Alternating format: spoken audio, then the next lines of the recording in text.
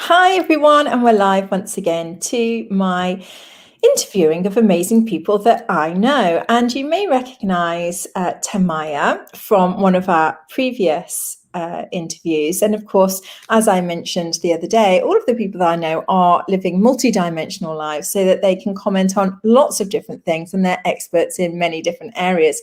So welcome, Tanmaya. Thank you for joining us today. Thank you for having me. So beautiful to be here. Well, we're very excited to have you here because I wanted to talk to you about this topic of, as a woman and protecting your energy and actually setting boundaries and saying no. Because, as we were chatting about before, it seems that women, might feel like they're being unkind, all these different things that come up. So I just want to start off and say, protecting your energy as a woman, how can we do that? What does that actually mean?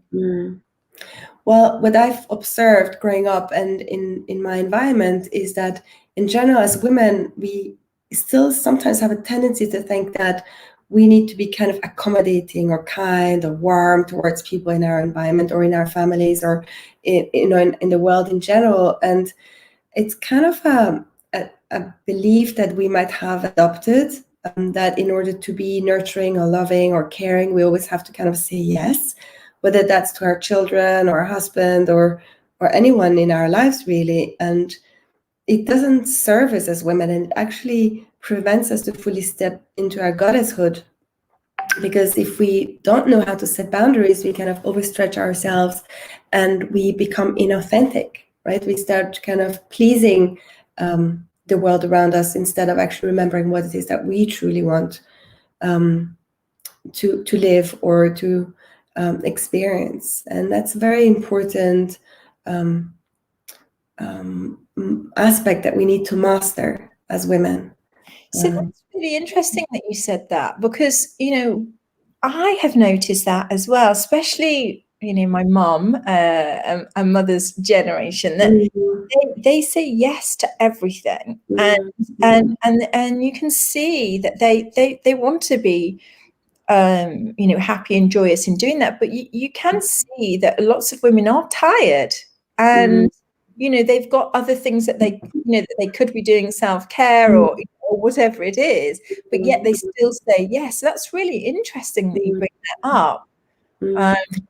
Yeah, and I think it's inevitable as a mother, especially, that we get to a point where sometimes we are really tired, and it's not always possible to take time out for ourselves. But there is like a dynamic within this where we have to find where is it that I'm kind of saying yes just because I think I have to, but actually I don't really have to, right? Of course, if we have a newborn and it needs breastfeeding 5 times a night because that's what they need, right, to grow up, and that's fine. But where is it that, at the time with a child, there's moments where a child will come again and again and say, I want you to do this, I want you to do that, and then there's a moment where you can say, no, now I'm having my bath. And when I'm in my bath, that's what I did yesterday, right?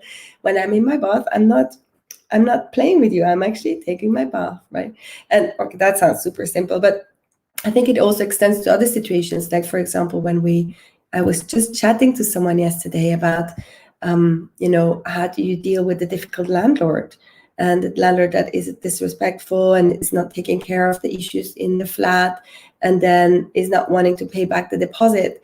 And we discussed whether it'd be more spiritual to just be kind and allow that to happen, and then just to move out. And I said, no, it's way more spiritual to actually say no, because we're standing up to something that is disrespectful to the goddess. And in standing in our power in that way, we teach the other person that they can't behave in this way towards us, but then also towards people in the future. So that's kind of a really important piece.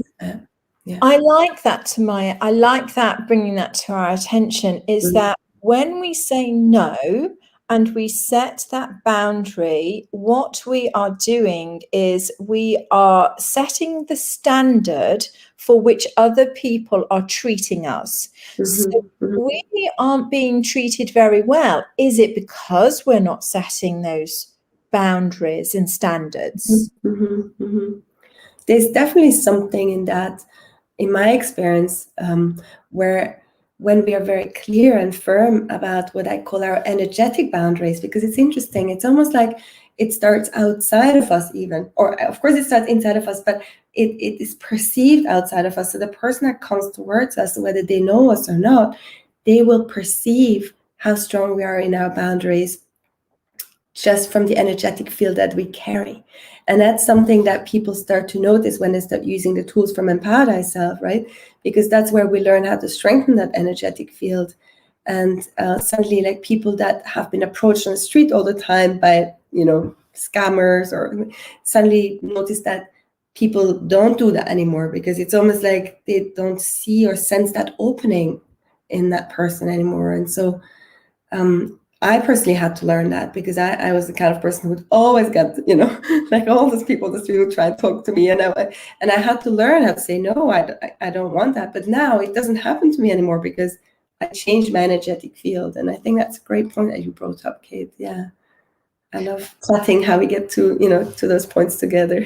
Yeah. So what you're saying as well is that when we start to work on ourselves, so when we, for example, in our lineage, and in the mystery school lineage, we we first recommend that we take Empower Thyself, and that we learn how to manage our own energy structure, and that's kind of like the basic. It's like, okay, do this before you start in anywhere else, you start anywhere else. So what you're saying is that once, we have these tools, and, whichever path that you're studying in, or, whatever you're doing, but for us in the lineage, we have these tools. And when we start working with them, then once we manage our own energy structure in a balanced way, then we start to see others treating us in a different way.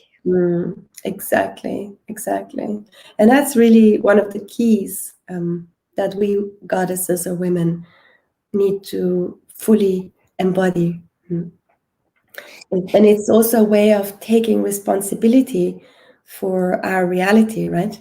Because when we kind of really invest in learning how to fully stand in our power, we can actually, in a way, prevent disrespectful actions toward us. And if they do happen, we are so strong in our response that we are much stronger in the way we protect ourselves. And so that's, in my experience, it's something that I really care about teaching my daughter as well, because it's funny, it's something that's quite innate in us women, to kind of fall into that idea that we're not as strong and that we can't protect. And I've observed it in her, and I wonder if it's a DNA thing or an ancestral thing, or what it is that kind of caused that for her. But when she showed up at school, she sometimes would feel like some of the boys were too forceful for her, and she would come home and say, oh, this boy was doing that, and this boy was, and she was complaining about all the strong energy from the boys she was experiencing. And then I actually went and told her something. I told her, in playing, we kind of had like two figures, and then I said, okay, this is your sacred space all around you. And then we made a game of it, and then we had another little figure come towards that sacred space, and then she would learn how to say no just in the game. And she loved that game, and we played it again and again.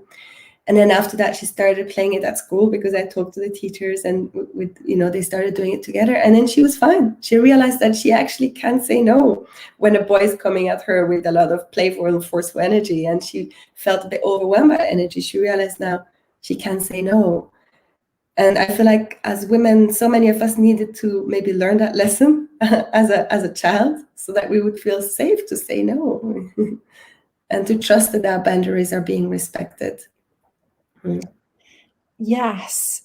My goodness, that, could open up so many discussions, really. Because, just thinking about what you said, and, and we have, and I think we can go there, we have a situation in the world where women, we have the Me Too movement, we have all of these different movements as women, where, some women don't like even a door being held open for them. They feel like it's encroaching on their, their goddess, right, and strong, powerful. So that, to me, sometimes, we can get this distortion of what it is to be a strong woman. Mm-hmm. And accepting help doesn't mean that you're a weak woman. No. Setting your boundary in a positive, healthy way, with, you know, saying, hey, I don't want to do that, or that's not what I want to do from a young age. I feel like that would, you know, eradicate quite a lot of the distortion that, you know, that happens, you know, as we get older. Yes, because what I've noticed happens when we don't set the boundary is that internally we start getting resentful towards the person that came at us with an energy that maybe we didn't want, but we also didn't express it towards them. So it creates all these undercurrents. And when we're very clear and say, no, that's not, you know, I'm not okay with that, then it kind of, it's fine. We can move on and we can move to the next part of the conversation, right? And so, but we have so many, so many of us haven't learned how to do that, and martial arts are really amazing for women in that sense. And for me, when I did the Warriors of Light training in the Mister School, it kind of really helped me to understand the importance of our energetic boundaries. And so maybe ballet is cool for, you know, little girls, but then martial arts is also a great kind of way of balancing those kind of different energies that we can move into. And also, you know, I think boundaries, as you know, we're talking about boundaries and protecting your energy also in the workplace, because it's not just about, you know, okay, in my personal space, or, you know, what I feel acceptable, but, you know, I noticed that, you know, in the workplace, a lot of employers don't set, you know, good, healthy boundaries about, you know, on what is required. And, you know, I often see that as, you know, in business, from a business perspective, people are like, oh, you know, my employees aren't doing this, or they're not thinking about this. And you know, I often say, well, have you told them? Yes. Tell them what you want and what you were expecting. And they say, well, they should know, shouldn't they, from, you know, from everybody else? Yes. I'm like, well, no, they wouldn't know. How is it related in business? Because I know your area of expertise. Yeah, it's true, actually. Yeah, I mean, I think there's a lot to talk about when it comes to that in business, because there's, I mean, my work now is I'm an entrepreneur, I'm an independent, I work, I'm not employed, right? So I think the dynamics are a little bit different. But what I've noticed there is that, you know, sometimes you get people who kind of want to unburden things on you that are actually not part of what you agreed. And that is something that just happened to me recently. And there was a lot of kind of subtle pressure to kind of deliver on something that I never actually said I was going to deliver. And I addressed it heads on. I just said, look, I don't think that's part of what I'm supposed to be doing here. And then the person that was kind of subtly really putting a lot of pressure in different ways just stepped back and corrected herself. And then I thought, oh, I might have upset her now because I was quite firm. But then later she actually emailed me with some other further job propositions for other work. So in a way, by doing that, I gained her respect. And again, that was women to women. So I think it's really important to understand that this the importance of setting our boundaries is not just it's not gender related. It's just we need to learn how to do that, and we women specifically, we need to learn how to do that. Yeah. And so, yeah, what I noticed with her is that when I started setting my boundaries in that way, she respected me more and offered me more work. And I think I could very well have just gone into the idea of, oh, I just have to do it now, else if I was fear-based, I would have maybe just done it, accepted that additional pressure that wasn't part of the agreement, in order to kind of please, again, the other person, out of a fear that if I don't please them, I wouldn't get what I want. And that's kind of very much what often drives our inability to set boundaries, the desire to kind of please the other person. But that's fear-based. It's because we don't trust in our own power. And I mean, that leads me to the other aspect of when it is that you're employed, because there, a lot of the time, there's this fear that if we don't please the employer, then we will lose our job. And then again, we have this fear that we won't be able to survive if we don't have this job. And there's a lot of dynamics that can keep us in a way stuck in situations that we don't enjoy, right? And oftentimes I actually gave this advice to people who worked in my teams when I was still employed and was managing large teams. I told them, you have to work the way that works for you.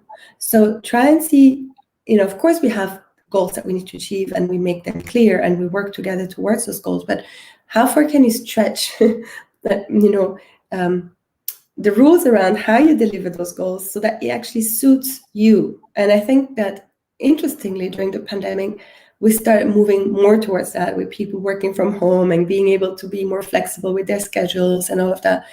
And so there is possibility now to expand on that and to really check in with yourself and is, how can I actually work in a way that suits me, while of course achieving the objectives that I'm here to achieve. Mm-hmm. So one of the things that I just heard there was that from taking this practice of knowing yourself, Mm-hmm. knowing what you actually want to do and how you can actually work and what makes you tick. So when you know all of this, then you can then put that boundary or put that rule in place or that guideline in place, and that's great. Mm-hmm.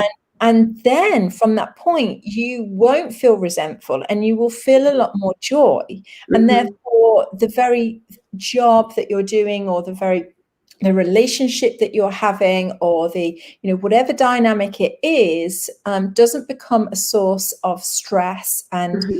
happiness. It actually becomes something that you are willing to participate in. Mm-hmm. So in our world right now, what I hear a lot of the time is that people are unhappy in their work, unhappy in their relationships, maybe unhappy in the way that the family talks to them, and it seems to me that all goes back to maybe this subject that we're talking about, is that they don't really know what it is that they want, and they haven't then protected their energy structure or set those boundaries in place. Mm-hmm. Mm-hmm. So if they learned that, then would their life be a whole different experience? Mm-hmm. Just by absolutely. And the amazing thing is that we all have, at any point in time we can change that, right? So it's not about, all the times I haven't done this. Like, if you do it now, you'll feel the benefits of it right away, which is, I love that about the work with boundaries. And yes, we do need to face fears inside by doing that, right? Most of the time, the reason we're not putting down boundaries is because we're afraid of something. Mm-hmm. We're maybe afraid of standing truly in our own power. We're afraid of standing in our own legs. We think we might not, we might not fully trust that power. Or maybe we're afraid of a reaction from the other person. We're afraid that they will leave us, or that they will not love us. So there's all kind of those fears. Or we might have some kind of self-judgments, thinking, if you say no, then you're a bad person. We can have some kind of limiting beliefs. So these are the kind of fears that we will experience if we actually do it. And like with everything, if we want to expand into something better, we are going to have to overcome some kind of limitations and fears. And it feels a little bit uncomfortable. But the moment we do it, we realize, oh my God, why didn't I do this before? And that's what I love about progression. Yeah, I love that uncomfortable feeling where the magic is, So Tanmaya, can you give us some practical application, info for those people out there, especially women, men, but we're talking about protecting the goddess energy. What can they do right now? What can they do if they're very fearful, and they're not sure, or what can they do?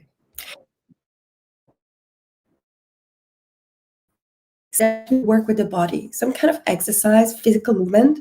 And then if you're about to face a situation where you have to set a boundary, or if you're preparing yourself to set a boundary, or if you're remembering that you can set boundaries, use your leg muscles. Like sit on a chair but don't sit on a chair. Just pretend to sit on a chair while sitting in the air, and just use the strength of your legs. And then while you feel the strength of your legs, just kind of breathe into that, and then allow that to feed you, allow you to feel the strength of the legs. So that's one exercise that can really help to connect to the inner strength. And then, of course, any kind of chi practice, if you do qigong or qi-do, tai chi. And then on Wednesdays, we lead qi-do exercises every Wednesday at 7:30. If you're part of the community, anyone can join. They're free. You can leave a comment below this video if you want to be part of those emails to get those free sessions. These are great because we kind of, each time we use our chi and we work with the field around us, because ultimately our boundaries are outside of us, right? Where we're saying no, it's an energetic thing. And so any practice that would teach us about the field around us is really good. Yeah. I love that. Maybe another important thing here is that sometimes, okay, we can take quantum leaps and just do a big step. And then sometimes we want to take small steps, try there, and then see how it feels, integrate it, and then move further. Yeah. So a gradual expansion. Mm-hmm. And of course, the Empower Thyself tools, right? For anyone who kind of is energetically sensitive, anyone who kind of feels judgments of people around them, all of that. It's great to learn how to master your field so that you choose what energy you allow into your field. And that's ultimately why it's called Empower Thyself, because we'll learn the tools to do that. And so there you literally learn how to separate the energy from the outside from yours. And in that sense, you kind of create a field of power around you that you can use for everything in your life. And I haven't found anything of that sort before I got initiated, and I did so many other things. So, yeah. I think that for me, that was one of the most key things, because, sometimes, because I was incredibly sensitive, and sometimes I couldn't even walk into a room, because I would feel or sense every single thought, every single, and it was almost painful at times. And it masked itself in crippling, anxiety. So people out there might not know what we're talking about and go, oh, what do they mean that they can feel or sense, but it comes in many different ways. So, people describe it as anxiety, or people describe it as low moods or depression, or all these different things that are going on. But, protecting your energy in that way that you just mentioned is really, it's a life changer. Yeah. It's amazing when we are able to, I would call it, take control over the field that we're sitting in at any point in time, and that we're not a result of the energies in our environment. Right? Because so many of us, we're even working in offices, we're working in lots of different places, and then we're sitting in an energy field that is created by the consciousness of everyone that is around us. So if we're moving into an office where everyone's very stressed, it's very challenging to actually stay centered and balanced. And so that's where these kind of tools come in, because then you can learn to shift the field and actually then have in return a positive impact, on the people around you, which is what I love about this work. Yeah. I love that. Tanmaya, also for those of you out there that don't know, Tanmaya has the most amazing goddess meditations, which, if you haven't experienced, please go and experience. I'm going to put the link in here. I recommend this to quite a few of my clients, and they all came back and just were overwhelmed with how empowered they felt and how beautiful it was. And and can you speak to us a little bit about being the goddess, and and how that affects our energy structure and such like as well? Yeah.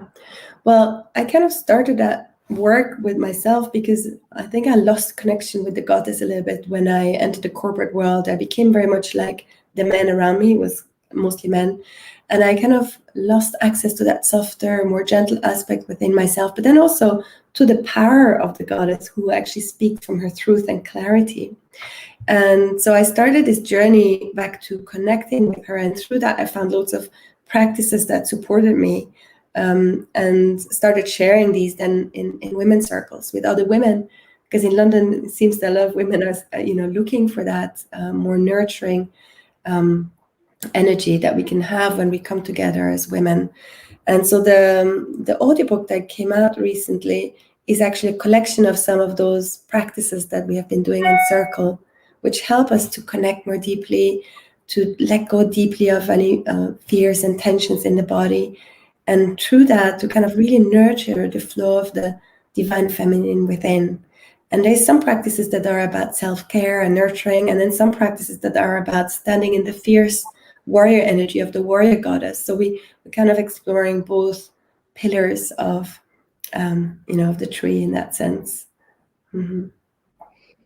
I love that. It's very powerful. And just we're coming to the end now, but I'd just like to kind of finish off with, as discussing, when we're, fully protecting our energy, what result does that have on us as a woman? What can we expect from that? Yeah. Well, it allows us to kind of truly flower within, because it's almost like in order for the flower to kind of fully unfold itself, it needs to be held in a safe container. And of course, obviously, we have amazing men in our life, and they can hold that container for us, and that's beautiful. But ultimately, it's our responsibility also to kind of, uphold that container for ourselves as well, so that we can actually have that true flowering within, knowing that we are safe. And that kind of feeds back to ourselves, it feeds to our children, it feeds to our husbands, and it feeds out into the world, because ultimately, if we are fully expressing ourselves as women, the beauty of that can touch everyone in our lives. So that's kind of the result of that. Yeah. Well, I think that's more than enough reason for us to all attempt, even if we feel a little bit nervous about setting those boundaries. I think the results far outweigh the little bit of uncomfortableness that we get in between. And we'd love to hear from you all. We'd love to hear from you about your boundary setting and how that went. And I'm going to post the link for Tanmaya's goddess meditations. They're fabulous. And if you would like to work directly with Tanmaya, I know that she is taking some clients. She is very busy. I know that she is taking a few clients on. So please, don't hesitate. Get in touch with her. She's an amazing person to work with. You will, you won't be, you'll be pushing through and growing at the speed of knots, So thank you, Tanmaya, for your Thank you, Kate. Thank you. Sharing. And thank you, everybody. And we will see you all again soon. Yes, thank you.